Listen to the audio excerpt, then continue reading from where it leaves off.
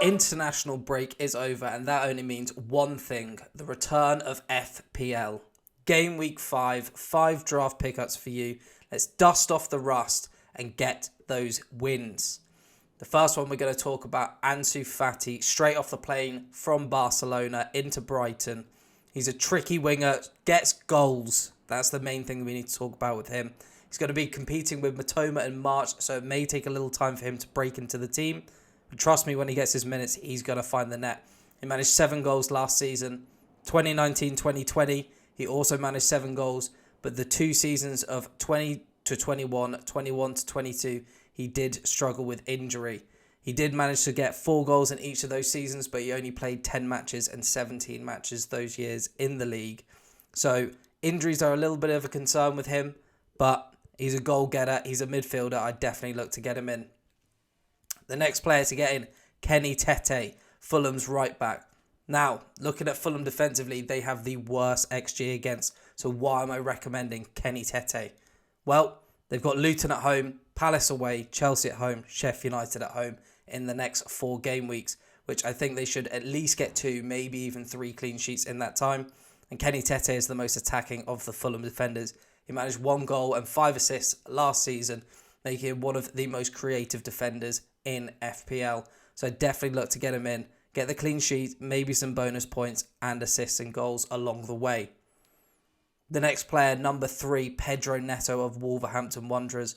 Wolves, I thought, were going to have a shocking season, and they've started a lot better than I expected.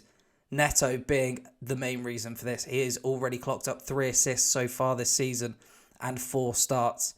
He, like Fati, has injury history, which is not great going forward, as in the last few years he's only managed 5 and 2 starts in the last couple seasons and 13 last season. But 4 and 4 already for him, 3 assists in that time. I'd be very comfortable getting in Pedro Neto, as he is also on set pieces. The next player that you should look to get in if you're looking for a forward is Everton's new man, Beto. 6'4". He's managed 11, 13 and 10 goals in the last 3 seasons, so he knows how to find the net. And he's a perfect Sean Dyche striker. We've talked about in previous videos what Sean Dyche has done with strikers like this. I thought that striker would be DCL this year. He is obviously out injured. They have also lost Neil Maupay to Brentford on loan. Alex Iwobi as a creative threat has gone to Fulham. But Everton as a team have an XG of 7.2, but only 2 goals. They need someone to close that gap, and this could be the man. And an XG of 7.2 is actually very good in the league. You've got to think Spurs have an XG of 7.3, and West Ham have an XG of 6.9. Everton nestled right in the middle of that. I think Spurs have managed 11 goals, and West Ham have managed 9 off the same XG.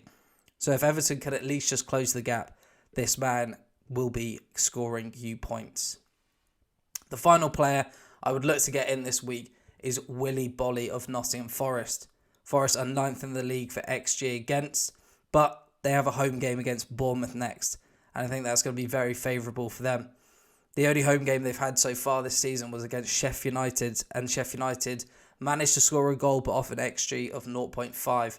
I think Forest have settled down a little bit more since then, and I think their defence is going to come in clutch for them in this game and get them a clean sheet. So if you're looking for a little cheeky wheel and deal like I am this week, Bolly should be available on your waiver wires, or a Forest defender.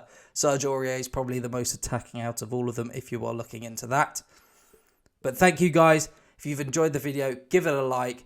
Give a subscribe if you want to keep up to date with these waiver wire pickups. I will have a preview video out later this week before the game week starts to help you set up your lineups.